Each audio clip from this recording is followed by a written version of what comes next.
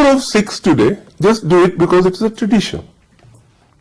The father did it, the forefather did it, the further forefather did it, but they may not know it. First is, most of the saints in those days, whether Muslims or Hindus, would have a long hair and long beard. Why? Gillette blade नहीं था उस वक्त actually, ये असली reason है ना.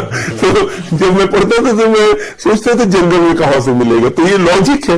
And then all these saints, when their followers started following, they started following the same dress, same attire, same food habit, same lifestyle.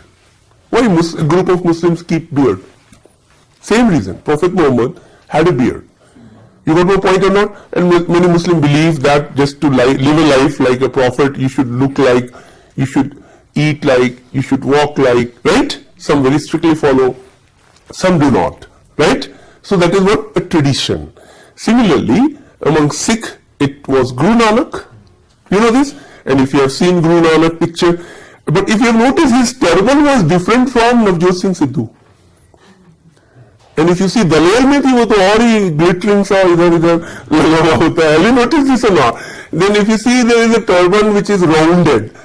There is a group of Sikh which uses white turban, a group which uses yellow turban. Manmohan Singh only blue turban, navy blue. Have you noticed this or not? Light blue.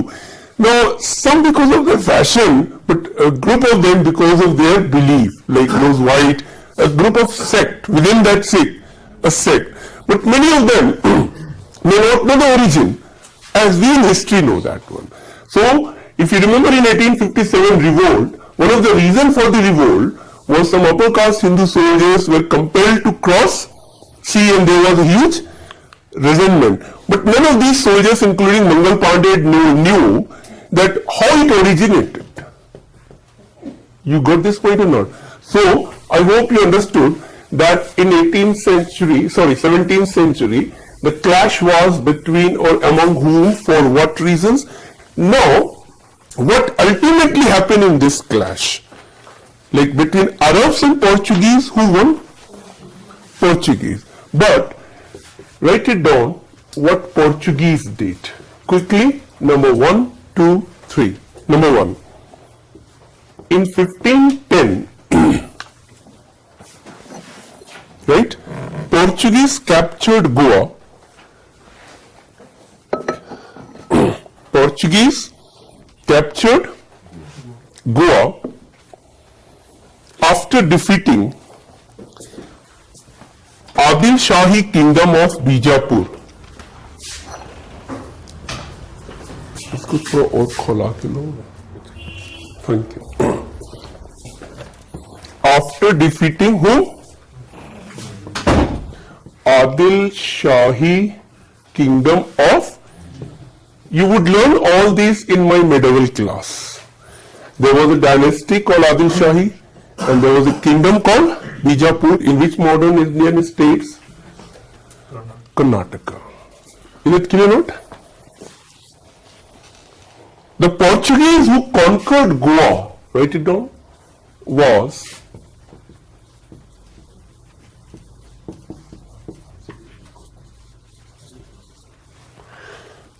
Alfonso de Albuquerque.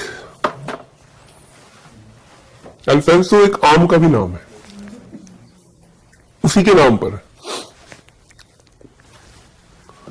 Alphonso D-E-D Albuquerque, A-L-B-U-Q-A-R-Q-U-E, Alfonso de Albuquerque. So you would find that Goa was under their occupation till 1961. It was liberated only after independence. So it is one of the longest occupied mainland territory of India, and the impact you can see that among the 29 existing states, one state, the most westernized Indian state, is Goa. Some of the most famous churches, Goa Carnival in December, very festival. The perhaps only state in India where casino is legal. My job is to enhance your general knowledge. So I hope you would remember Then write, in 1530s, 30s, 31, 32, 33, right? They also captured Daman and Diu.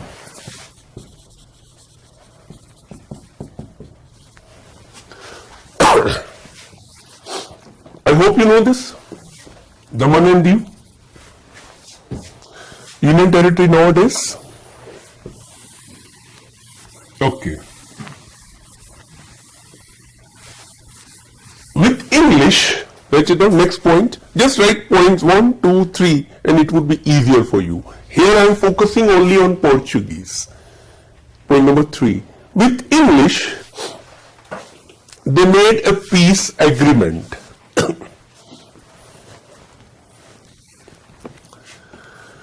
After a matrimonial alliance in 1662, 17th century, 1662, when English Prince Charles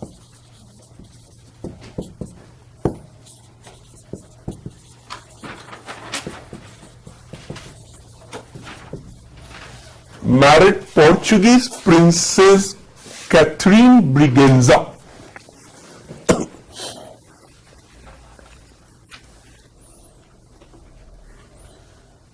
English Prince Charles married Portuguese Princess Catherine Briganza and they got Bombay as dowry. Who got? English. In 1667,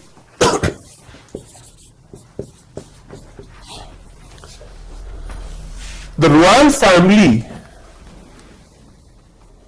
English royal family, gave Bombay to East India Company on lease. Gave Bombay to English East India Company on what? Lease. And slowly Bombay emerged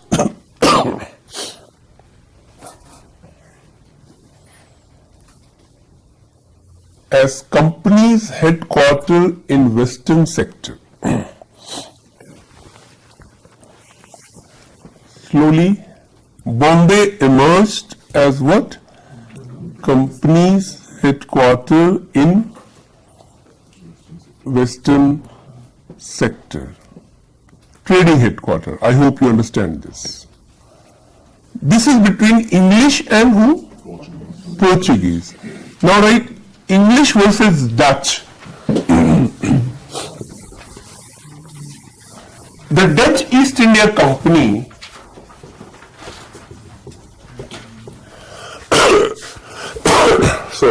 the Dutch East India Company was set up in 1602.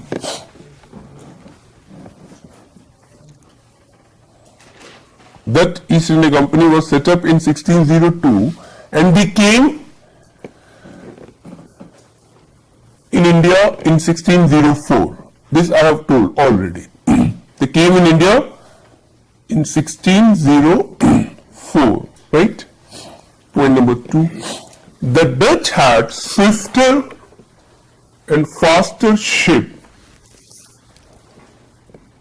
than the Portuguese. Had swifter and faster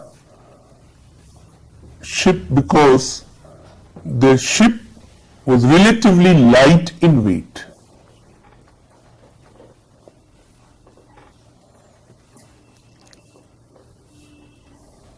Okay? All these points are very important for your prelims because nowadays they are giving a statement and you must be careful. Point number next. The Dutch established their factories at Surat,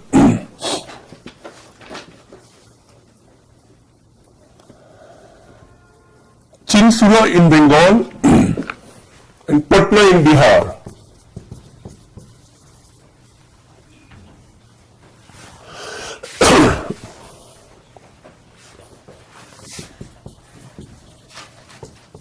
Surat in Gujarat.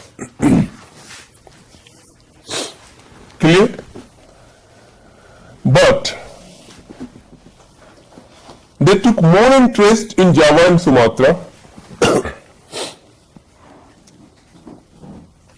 But they took more interest in Java and Sumatra. I hope you know that. Indonesia, Java and Sumatra. And they sold out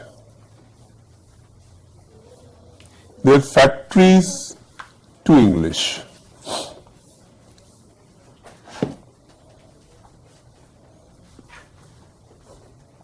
Clear now? This was in which century? 17th century. Now come back, 18th century. Before this topic, 18th century in India, there was another clash, but this time here. That is in which coast? Coromandel coast. Originally Cholamandal. The European mispronounced and became Coromandel. And two bone of contention. One was Madras, one was Pondicherry. And the two rivals here were English and French. You getting this? So we call it Anglo-French War. Are you getting now? What? Anglo-French wars fought in a span of more than 2 decades. 1740s to 60s. 3 wars, 3 major wars in all. We also call this as Carnatic War.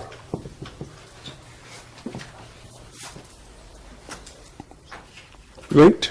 What is Carnatic?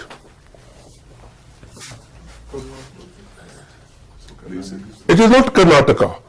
It is Carnatic. Karnataka is this part, that is this part, and Carnatic is this part, a small kingdom in those days. So the very spelling, if you look at different, whereas what you know is Karnataka with Bangalore, Mysore, Hubli.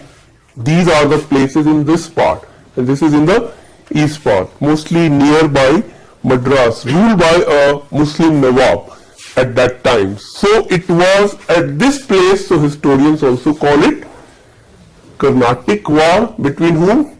English and French. How many such wars? 3. Between which period? You got Zama and Makkah. You got it? This is Makkah. You got it, Zama. And you know bone of contention for which particular places they were fighting for? Madras and Pondicherry. So here write down the important points which is important for your prelims. Even if it is asked in main, you do not have to do anything extra. Just follow the note and the study material, and you can easily write 100 words about Anglo-French conflicts in India. Is it clear now? So point number 1. The French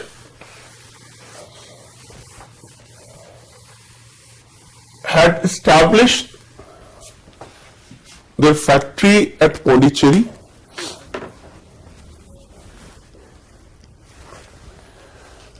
and wanted to monopolize its trade in Madras and subsequently all coastal areas of southern India. All coastal areas of southern India. Point number next. The English had established her factory at Madras in 1639 itself, and they too wanted the same. They too wanted the same. Is it clear? To monopolize. Point number next. The English and French were traditional rivals and enemy in Europe. In Europe had a long history of conflicts and wars.